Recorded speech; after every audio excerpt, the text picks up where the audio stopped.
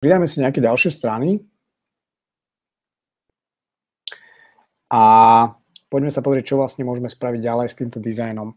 Teraz tu máme v podstate nejaké náušnice.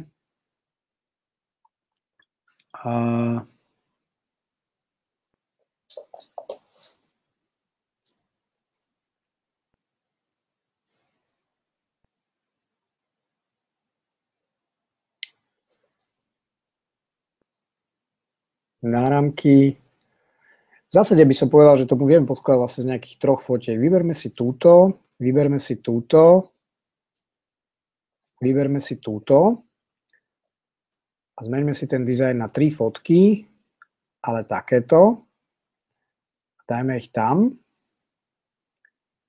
A tieto dve skúsme vymeniť. No a potom nám vlastne zostali fotky s týmito náušnicami, s touto náušnicou, a to je vlastne jedna fotka. Čiže vyberme si jednu fotku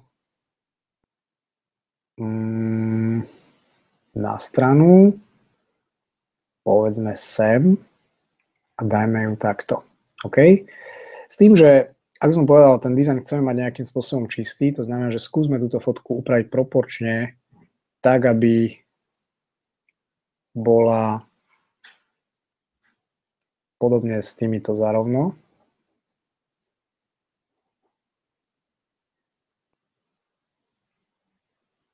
No moje druhé to ide naozaj veľmi ťažko, ale dá sa to, nie je to nič. Čiže je to taký trošku vzdušnejší dizajn, tým, čo sme vlastne teraz išli z takého trošku busy, takej busy dvojstrany, keď si tak zoberiete, tak vizuálne toto trošku vlastne takto vyčistíme a vyzerá to trošku tak, akože, že oko si trošku oddychne. OK?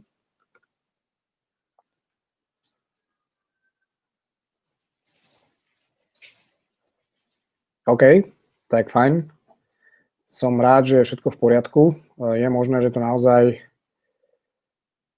neprišlo, ale teraz už to prišlo. Takže Vlasto, ďakujem ti za feedback a môžeme pokračovať ďalej. Ste ma celkom ukludnili. Čiže máme v podstate takú nejakú sekvenciu príprav za sebou a môžeme sa vlastne pustiť do vlastne takýchto kreatívnych portrétov do tejto časti. Nevesta si vždycky pre mňa zaslúži tej pozornosti v tej knihe viac ako ten ženích, ale zase nie, aby to bolo také, že ženích bude mať len jednu stranu a nevesta ich bude mať 4 alebo tak. Nechcel by som, aby to bolo viac ako nejaký naozaj možno 4-5, maximálne 2 strán, čo sa týka nevesty. Záleží to, aká kvalitná nevesta to bola, či naozaj proste tá chémia medzi nami fungovala a tak ďalej. Proste veľakrát je to vlastne aj o tomto. Tuto vidíme, že máme vlastne 2 fotky na šírku, alebo 3, a 2 fotky na výšku. To znamená, že to ma inšpirovalo k tomu, že by sme mohli spraviť vlastne z tohto 2 dvojstrany.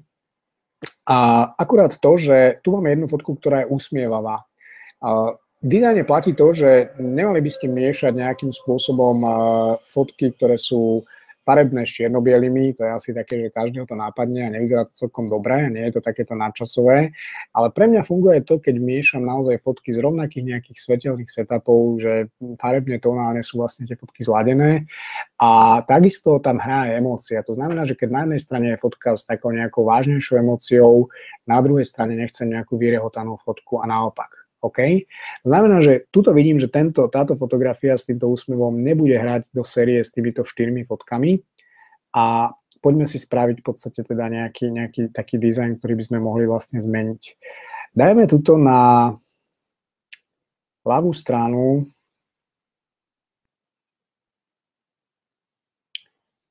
a fotku na šírku.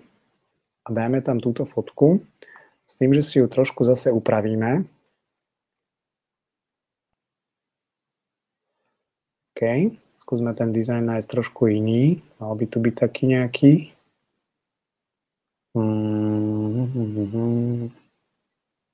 Tento. A upravme si ho.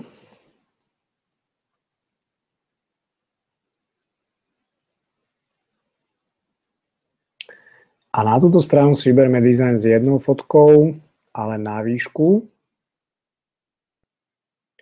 A keďže tu máme pohľad na nás, tak tu dajme pohľad von.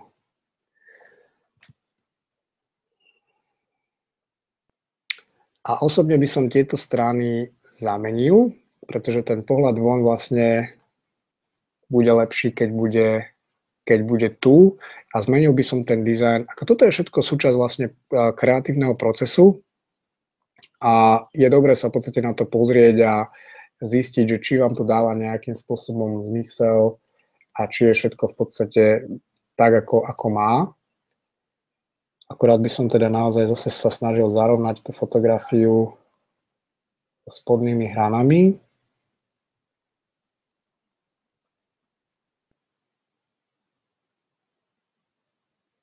A našiel nejakú takú proporciu. Opäť a zase môžem toto uložiť nejakým spôsobom ako custom page, aby som to mohol použiť potom ďalej, a takisto si môžem ako custom page uložiť aj toto. OK? A keď toto máme, tak v zásade môžeme podobnú vec použiť na ďalšie strany alebo na ďalšiu stranu. Čiže skúsme si pridať ďalšie strany. OK. A tu si teraz dajme vlastne ten dizajn, ktorý sme si spravili, čo je asi tento. A na túto stranu si vyberme dizajn, ktorý sme si spravili tu. OK. Akurát, že to potrebujeme naopak. takže nám ten save možno veľmi nepomohol, ale nevadí, minimálne sme si to uložili do budúcna, takže to máme. Tento pozerám, že je nejak duplicitne, takže ho asi nepotrebujeme. Dobre, čiže skúsme to spraviť znovu. Čiže na túto stranu chceme dať fotku, ktorá bude takáto, a na túto stranu chceme dať fotku, ktorá bude takáto. No a teraz dajme fotku sem a dajme fotku sem. A uvidíme, ako nám to hrá. A myslím, že nám to hrá celkom fajn. A tu sme v podstate zobrali z tohto okraja. To znamená, že keď si klikneme sem, tak spávame toto takto. A tu sme vlastne zarovnali tú fotografiu s touto. OK? To znamená, že unlink all, zarovnajme si vrchný okraj, plus minus bajočko, lebo to sa to nedá spraviť úplne presne, a dorovnajme si proste proporčne. OK? A niekedy, keď spravíte takéto zrkadlenie, tak je to zase trošku také iné, je to také fresh, také čerstvé, vyzerá to v podstate fajn. OK? No a teraz v podstate máme poslednú sériu a v podstate sú také fotky, ktoré možno nie sú úplne také tradičné, sú možno trošku také, ktoré by vlastne neboli také očakávané, že môžu vlastne spraviť taký moment prekvapenia. Takže tie si nechám nakoniec, aby signalizovali vlastne nejakú zmenu, okay? že niečo končí. No a my tu máme vlastne 3 fotky, máme tu vlastne takýto zvláštny crop a máme tu vlastne celú tvár. A ja by som asi vybral tieto dve, s tým, že túto s tým kropom dáme na túto stranu a túto s týmto kropom dáme na túto stranu. No a keď sa na to tak pozerám, tak ma to celkom v podstate inšpirovalo k tomu, že by som sa trošku tak akože naozaj pohral a zmenil by som ten dizajn na taký, že by tá fotka vlastne bola po celej šírke a takisto aj tu.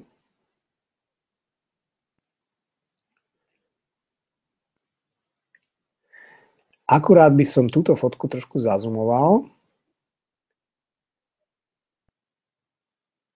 a spravil takýto nejaký zaujímavý efekt. Čo poviete? Vyzerá to fajn? Podľa mňa celkom áno. Je to možno trošku také predvídateľné, ale máme také trošku opakujúce sa ako keby tvary. A je to určite taká zaujímavá vec, čo sa týka dizajnu. Určite to nie je také, čo by sa dalo povedať, že áno, toto vidím každý deň alebo niečo také, a to v podstate chceme dosiahnuť, OK? Chceme sa v podstate oddeliť, chceme byť trošku iní ako všetci ostatní. OK?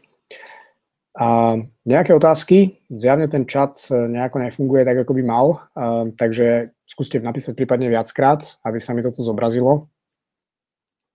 Budem samozrejme rád za každý feedback.